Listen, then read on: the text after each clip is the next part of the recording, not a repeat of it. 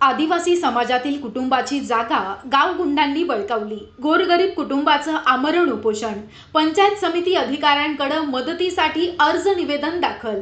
येवला तालुक्यातील सावरगाव येथील आदिवासी समाजातील श्री नवनाथ सकाहारी लोखंडे यांच्या मालकीची जागा काही गावगुंडांनी बळकावली असून तरी संबंधित जागेविषयी सखोल चौकशी करून आदिवासी बांधवांच्या जागेत अडथळा निर्माण केल्याप्रकरणी व शासनाची दिशाभूल करून अडथळा निर्माण केल्याप्रकरणी आरोपींवर अनुसूचित जाती जमातीवरील अन्याय अत्याचार प्रतिबंधात्मक कायद्यान्वये अशा मागणीचं निवेदन जागा मालक श्री नवनाथ सकाहारी लोखंडे यांनी पंचायत समिती येवला यांना अर्जाद्वारे दिलं आहे।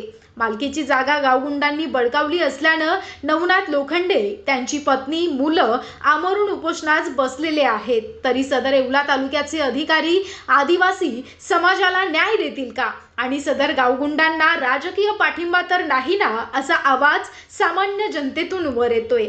सदर जागे मालकाला काही कमी जास्त झाल्यास याचे जबाबदार येवला तालुका अधिकारी राहतील। जागेचा प्रश्न सुटत नाही तोपर्यंत आमरण उपोषण सुरू ठेवू असं लोखंडे कुटुंबाने सांगितलं।